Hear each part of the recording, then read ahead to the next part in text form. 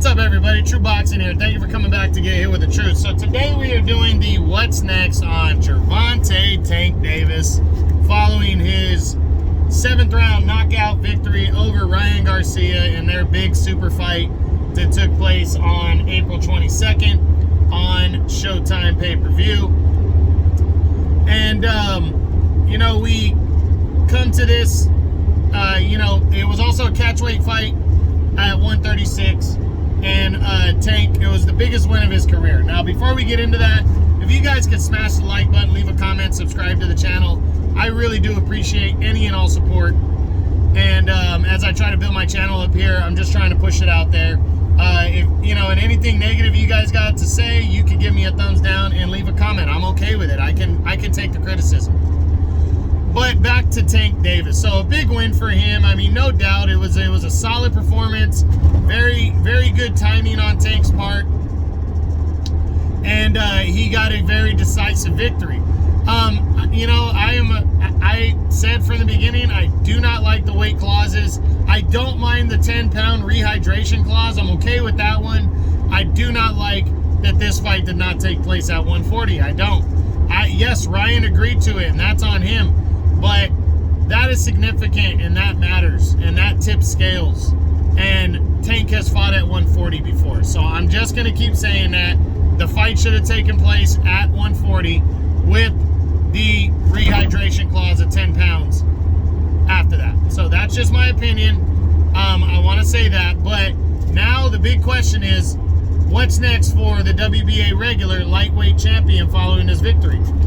And moving down to 135 is what's next. I mean, staying at 135, I should say, is what's next for him. So we're going to run through the top 10 because there is no concrete fight that, that is likely next.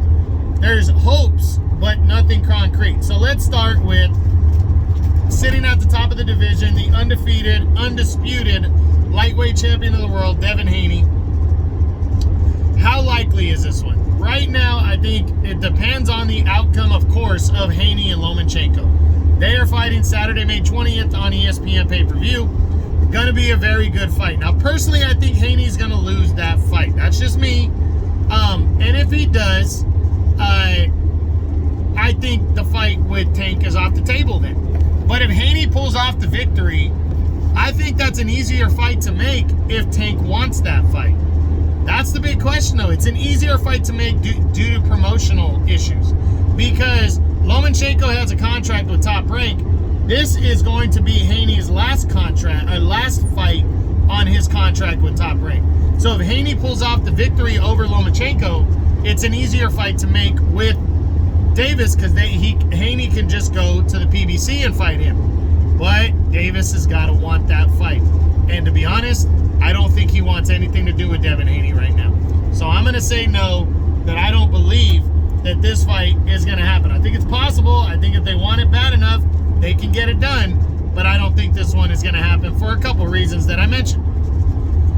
Next up is Vasily Lomachenko, the former 3-division world champion and 2-time Olympic gold medalist.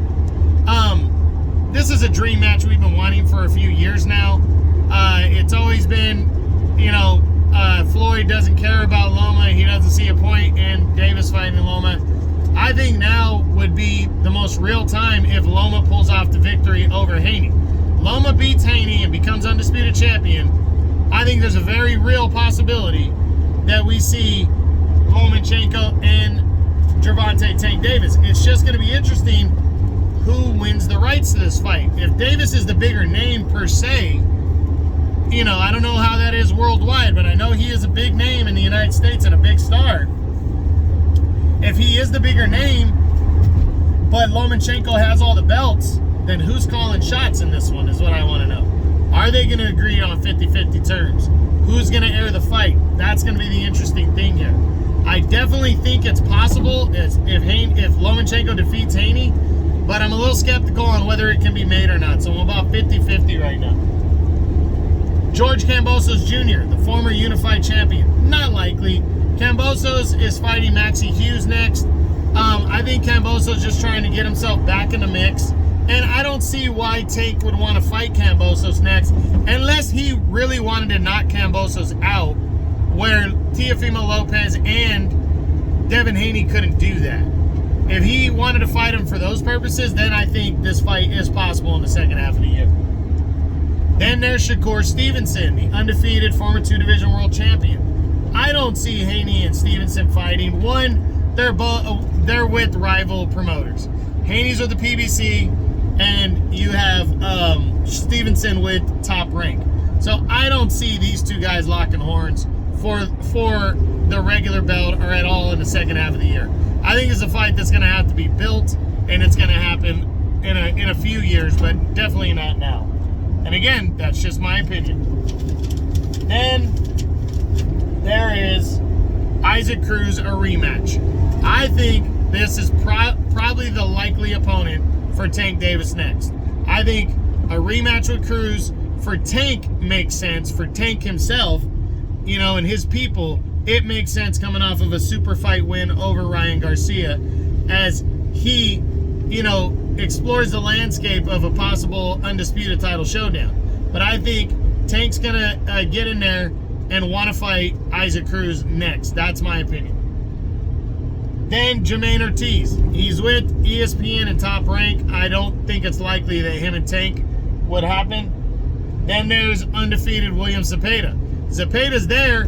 I'm sure he would take the fight, but Tank has better options that are in-house with the PBC that he wouldn't have to work so hard for.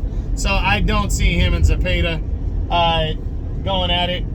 Then there's Jeremiah Nakathila, another top-ranked ESPN guy, so not seeing that one. And then you got Garrett Lemos, the undefeated contender, not likely. He's trying to line himself up for a lightweight world title shot.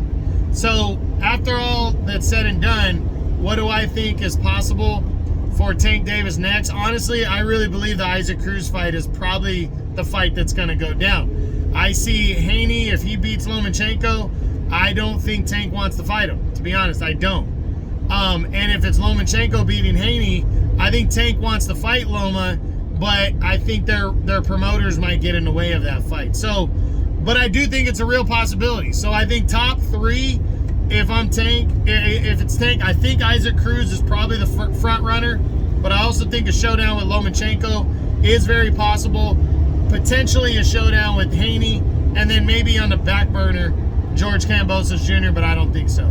So that's it. That's what I got. That's my what's next on Gervonta Tank Davis following his career best win, seventh round knockout over Ryan Garcia.